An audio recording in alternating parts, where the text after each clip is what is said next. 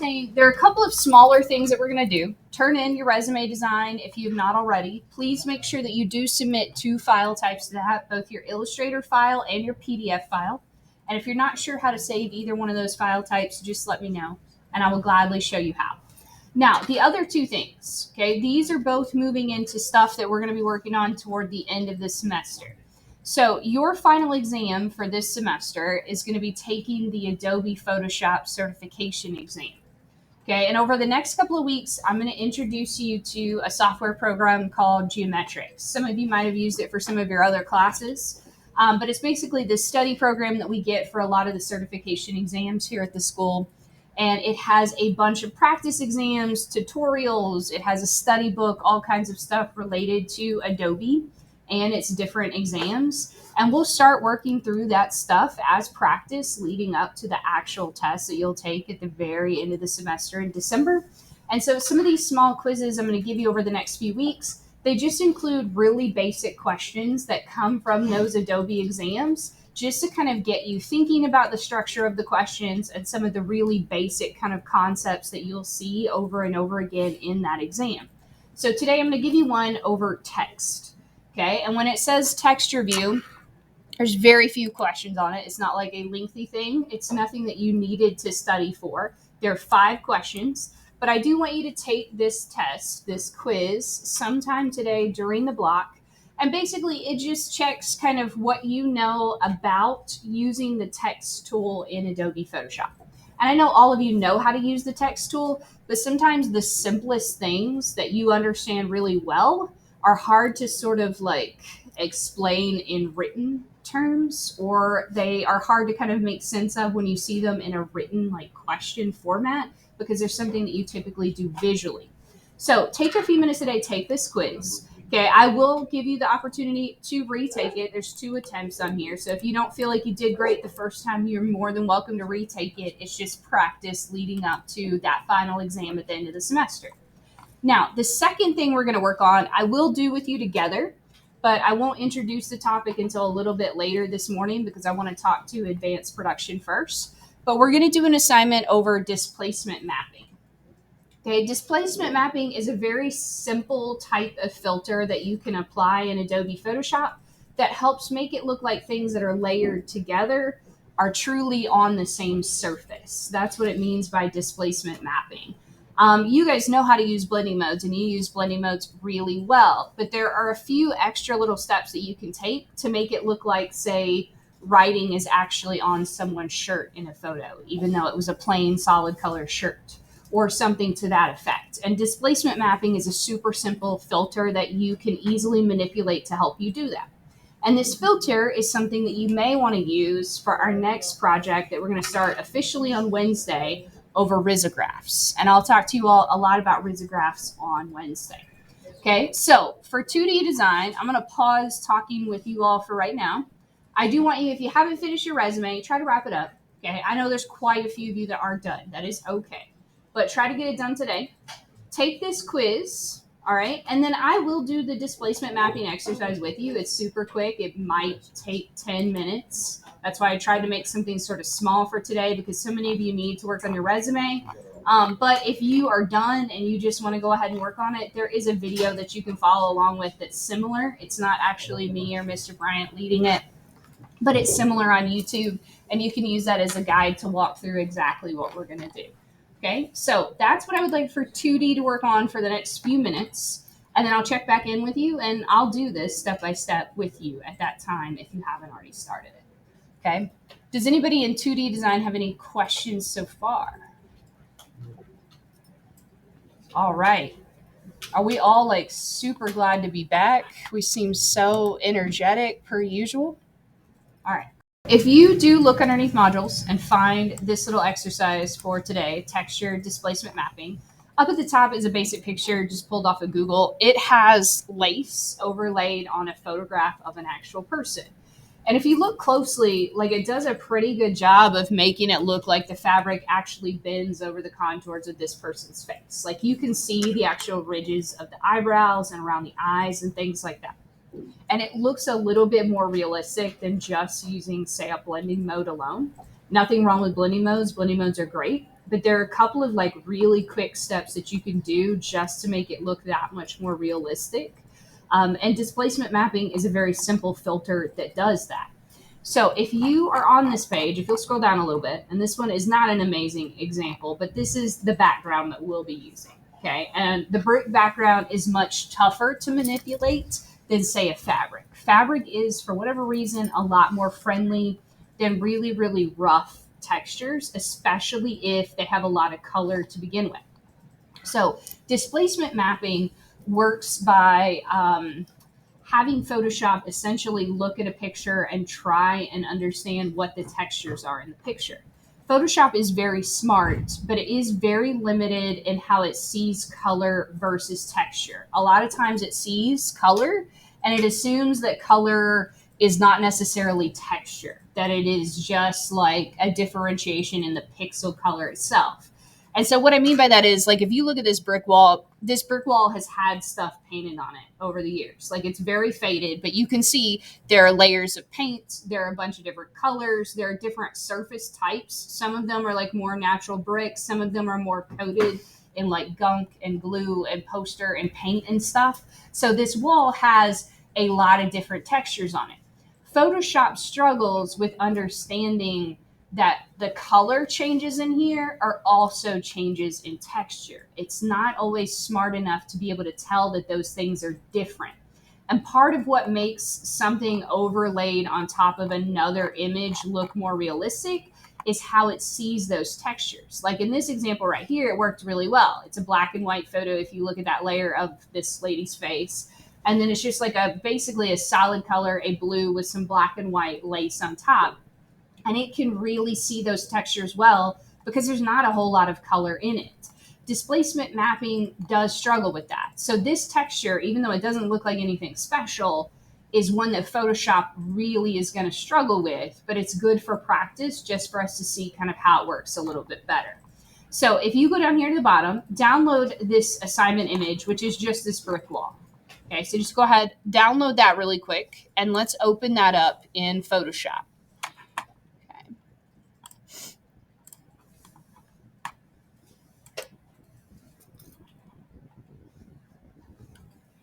Close this little example here. Okay. So just grab, again, basic, it's just called wall texture, basic brick background like this. Okay. And so the first thing that we're going to do, like I mentioned to you before, it struggles in understanding texture versus color. So one of the first things you want to do with a displacement map is you actually want to get rid of color. And what we're going to do is not permanent. The photo that you eventually use can have color in it, can have as many colors as you want. But to help Photoshop better understand how things need to sit on top of a surface, we have to start with a black and white version of it that we can then kind of tweak. So what I want you to do is go over to your layers panel. If you've got this open, awesome. You can leave the layer locked. No big deal. Okay. But I do want you to go down here to the bottom of the layers panel and grab the little like yin yang symbol, the little circle for our like fill or adjustments layer. Okay. It's a little black and white little circle down here at the very bottom. And I want you to choose the one that says hue/saturation. Okay. And so again, hue just means color. Saturation is how bright or vivid those colors are. So when you click the hue or saturation filter or like adjustment layer, at first it doesn't do anything. We just have this new layer here, but you'll notice these little sliders pop up over here in the properties panel right above layers.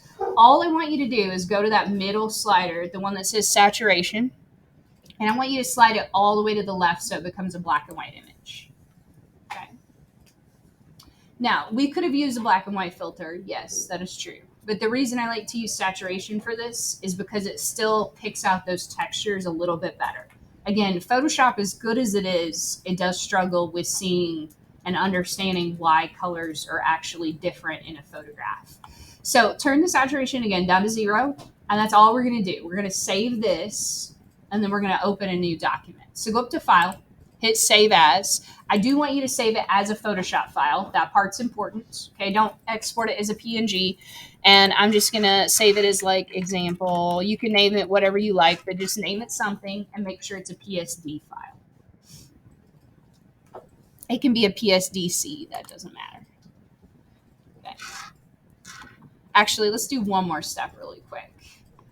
Just to make it a little bit easier, you can put a filter on it too. I don't always do this, but it might make this a little bit easier. Especially for things like fabric, filters do help with like fuzziness that is in fabric to begin with. This is not exactly a fuzzy texture, but we could put a little bit of a blur on it. So let's go up to filter really quick. And let's go down to blur. And we're going to choose Gaussian blur, which I know some of you don't like, but it's like the most generic basic blur, despite what you might think. And so under Gaussian blur, I want you to do something very small. For radius, just do 1.0. Okay, it's basic. It's not even going to really look like it did that much to this type of photo, but just hit 1.0 in there and hit OK. And then let's just hit save one more time. So it does have a little bit of a blur. Again, I went to filter. I went down to blur, chose Gaussian blur, and I just set the radius to 1.0 and hit OK. Okay, just do it once. Now, once we've done that, we're going to close this window. Okay, so up here at the top, just go ahead and hit the little X. If it's saved, cool, close it. And what I want you to do is hit open again and find that color version of the original picture that you downloaded. So like look in your downloads folder. You can actually come up here to the top if you need to and turn on like the different icon views so you can make sure you're grabbing the color version. But just grab that original one we downloaded, hit open.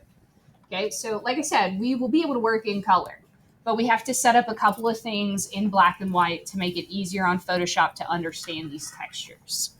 So now that we've got this open, okay, the next thing is pretty simple. We're just going to do text on top. We could do anything on top, kind of like in the example on Canvas, it had a photograph of a lady. We could do a photograph on top of the photograph.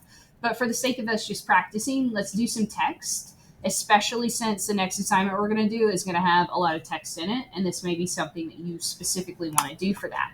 So I want you to grab the text tool, a little type tool over here. And I want you to pick a word, any word that's school appropriate and has at least 5 letters. I don't care what it is, as long as it's got at least 5 letters. Since I feel like harder than it should be. Brighter. Okay, now you could take a second and I want you to pick a font. I don't care what font. Pick any font that makes you happy. Does not matter what kind of font you pick for this. You should be able to use any font on this technique. So just take a second, pick out a font that you like. Okay, and remember, you can go up here to the top and underneath filter, you can actually choose different font types. Like if you want something handwritten, like I think they do a handwritten one in the video, or if you want like a script, it'll like narrow down your options there and you could find some different stuff. But just pick something that you like and let's make it really large. Okay, make it as large as you can get it to fit on the screen and just be like one line of text. So some of you may have a longer word than others, but try and make it as big as you can without hanging off the sides. Well, that's a nice font over there. Waffle looks good. Again, the font should not matter. You should be able to do it with anything. Now, I do want you to make sure, though, that you are using black. Okay, we will be able to change the color later, but for right now, just like it was important to make the photo black and white, it's important to start with black and white text. So if you're not set to black already, come over to your color and just drag it all the way down in that bottom left-hand corner. If you're unsure of whether or not that's actually black, you can always like come up here on the options bar and click that little square. And black is 6 zeros. That's its hex code if you ever just want to type it in. Cool. We feeling all right? All right. If you're happy with your text, you're happy with your font, you're happy with your size, go ahead and just like let go of the text box. I'm just going to kind of center it for the sake of, just centering it. And what we're going to do now is we're just going to convert it to a smart object. And that will allow us to put more filters on it than we can as a regular text box. Okay, so again, make it next to big, just kind of put it in the center. And let's come over to the layers panel. And if you right click on your text box layer, up near kind of the top half, you should see something that says convert to smart object. And just hit convert to smart object. Okay, you can still edit it later if you need to, but this will allow the filters to actually work, which is what we want. Cool. So now that we've done that, we're going to apply the filter. So let's go to filter. All right. And displacement is underneath the distort function. So go down to distort with a D, and displace is actually the very top one. Okay, I've never personally had you guys really use this one before. I don't know if you used it much with Bryant, but it is a very easy one, very effective one. So hit distort and displace, and it'll give you this little pop-up right here. Okay, and a lot of this stuff on here is kind of confusing, I'm not gonna lie. You can adjust some of these basic settings, but typically the standard 10 and 10 for the horizontal and vertical are perfect. And these little buttons down here at the bottom that say things like stretch to fit and wrap around and stuff like that, those have to do more with if your text is a vastly different size than your background. Okay. Our text is not even as big as our background image. It's just sitting on top of it. It's smaller. So we can leave all of those as default. Those are things you usually only need to adjust if one picture, like the picture that's going on top, is like a drastically different size, because basically it'll start to sort of repeat the texture or edit the texture to fit that larger size. But otherwise, this is perfect. Don't touch anything. Just hit OK. Okay. Now, what it's going to ask you to do is it's going to ask you to open something. It's asking us to open up that file that you saved just a minute ago, that Photoshop file that's black and white. So I have several examples in here. You should have just one. If you look in quick access or wherever you saved it to, find yours and just hit open. Okay, and it'll just take a second. It's not going to look like anything radical happened. In fact, you're not even going to see anything black and white. All it does is it uses that black and white image to more or less add kind of this textury effect onto this text layer. So like you might not even be able to tell zoomed out. But if you zoom in, you see how my text now has this sort of like effect on it, and we can make it much more extreme. Depending on what the texture is, it will look totally different.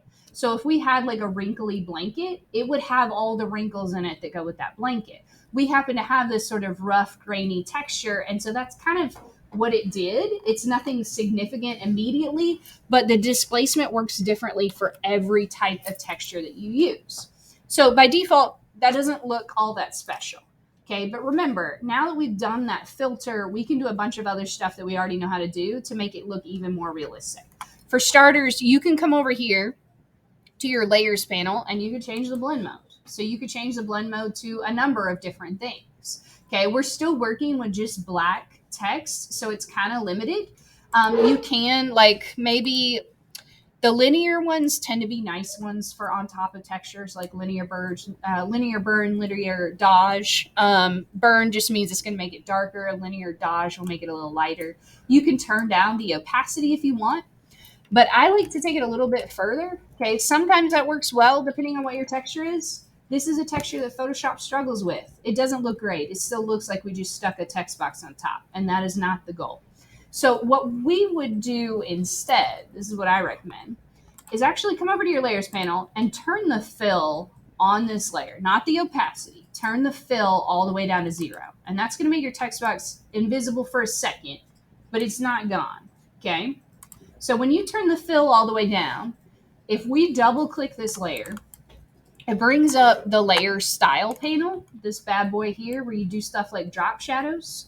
And we can actually manipulate a bunch of stuff that blending modes won't let us do on our own. Okay, so for instance, let's make it a color now. Instead of black text, let's pick a color. So if you look in this list over here on the left, there's something called color overlay. Click the actual letters that say color overlay. If you click the box, it doesn't always like jump over to those settings, but if you click the letters, it will.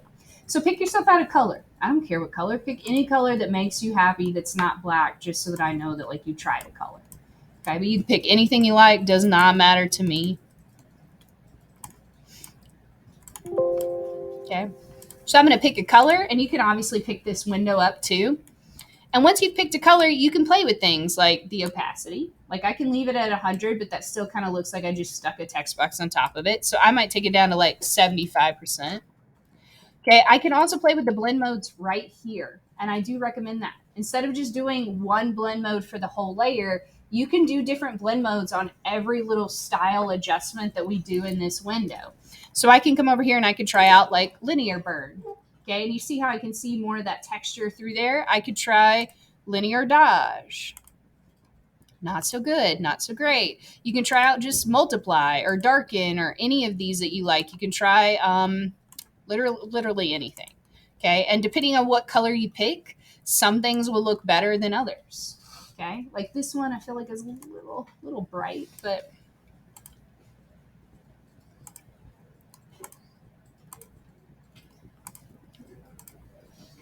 okay. And you can adjust your opacity. As long as I can see that you have letters there, I don't kind of care how you choose. I just want you to play with it. But another thing I would recommend is adding a bevel and emboss to it. Okay. So bevel and emboss are actually up at the very top of this layer style list. And if you'll click on bevel and emboss, there are a bunch of settings and they're kind of overwhelming at first because they tend to make really micro adjustments and it's hard to tell they're really doing much. But the idea behind bevel and emboss is pretty simple. Beveled things and embossed things, they have a raised surface quality to them. It makes them look and feel like they're standing off of the surface. So if somebody had actually painted this on the wall, the paint would technically be a layer on top of the brick, right? It would be standing off the surface, even if only just a little bit. Yeah, you can. And so what we'll do is we'll play with this. Okay. If you go over to bevel and emboss, I typically recommend, and this is pretty basic, like bevel and emboss settings here, but I typically recommend to just choose the regular emboss. There are things called like outer and inner bevels, and they basically add shading to the inside and the outside of your letters. Emboss just kind of makes it feel like the whole thing is raised. There's also something called a pillow emboss, which that's misleading. It can kind of be a softer look. It's misleading though. And then there's one called a stroke emboss. So it just kind of adds like an outline effect. It doesn't necessarily affect the entire layer itself. But if you choose, say, emboss, it's a pretty basic one, pretty general one. I would leave the technique at smooth, but you could try out things like chisel hard will make it look like it has a rougher sort of cut away look. There's also like chisel soft, and you can play with what you think looks best. Some fonts are going to look better with certain techniques than others. You can also play with things like how deep or how significant the bevel is. So like as I adjust, say, the depth here, you can kind of see my letters start to change. You can see the highlights and the shadows wiggle a little bit. Okay. I'm going to leave my depth at 100. That's kind of just like a base number. Okay, I'm going to set my size to 9 pixels. Okay, that's not too extreme because if I start to move the size one, you see how it gets like this outer sort of bubble that sticks out. Okay, I'm going to set mine to about 9 though. And you, again, can play with yours.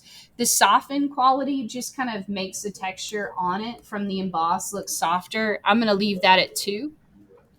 And you can change the angles. So if your texture has lighting on it, you can adjust the angle of the lighting. So where it says angle underneath shading, I'm going to do like 45 degrees. That's a good, like, just normal, basic sort of shadow angle. Okay, you can also change things like the highlight mode and the shadow mode. So I can see on the left side of my letters, there is a lighter color there. That's that highlight. And there's a darker color on the right side. That's the shadow. You can actually change the colors. So like my font is red. If I wanted to, I could pick out a light red to make it, or like a pink to make it more subtle. Okay, but you can leave them at white and black too, perfectly fine. But you can make very, very small adjustments. These have blending modes as well. I typically play with the blending modes on the shadows and the highlights. If you leave them on normal, they tend to kind of look a little bit fake, like a little bit kind of over the top. So I like to do things again, like linear burn is a little more subtle, or even linear dodge or color dodge, any of those.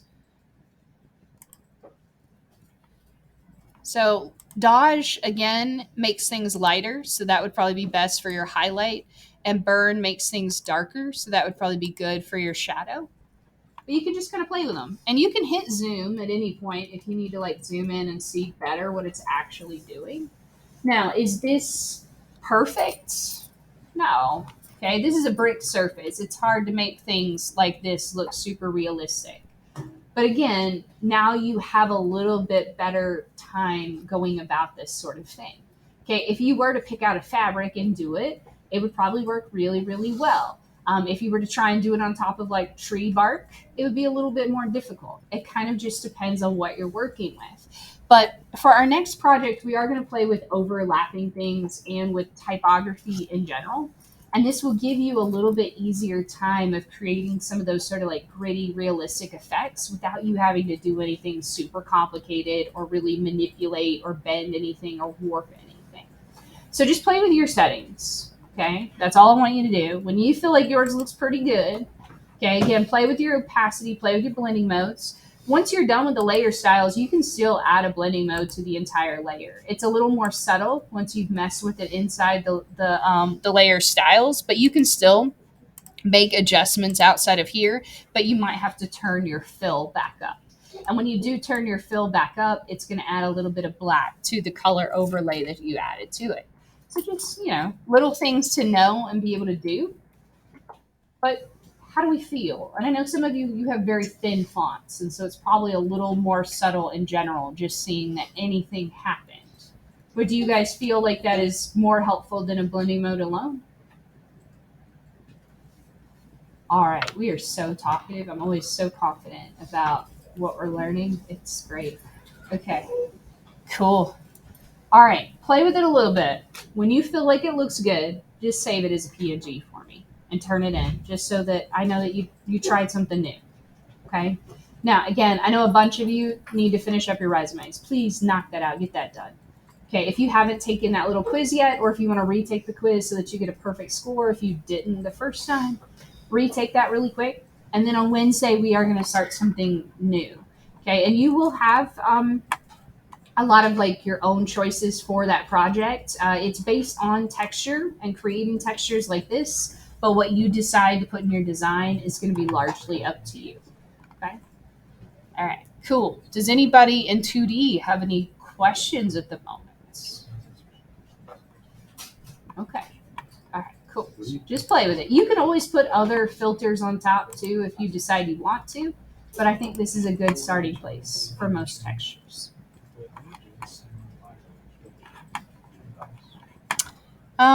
I can show you two really quick. I know some of you have glanced at the video, which did have a fabric texture in it. Okay. Say I grab this texture just so that you can kind of see how it does a little bit differently.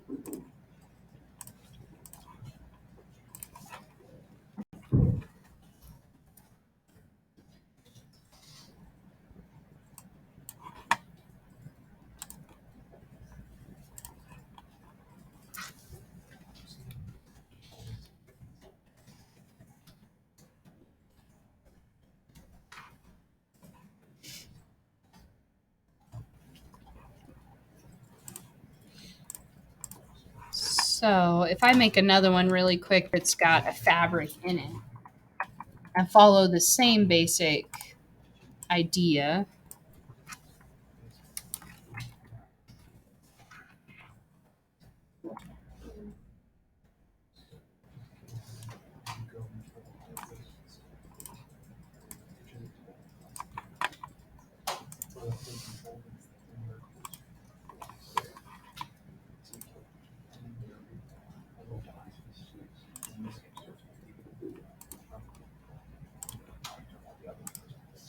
Okay. I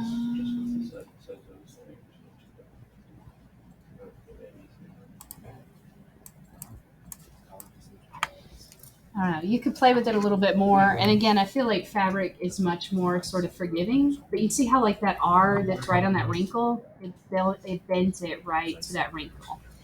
It will adjust based on whatever your texture happens to be.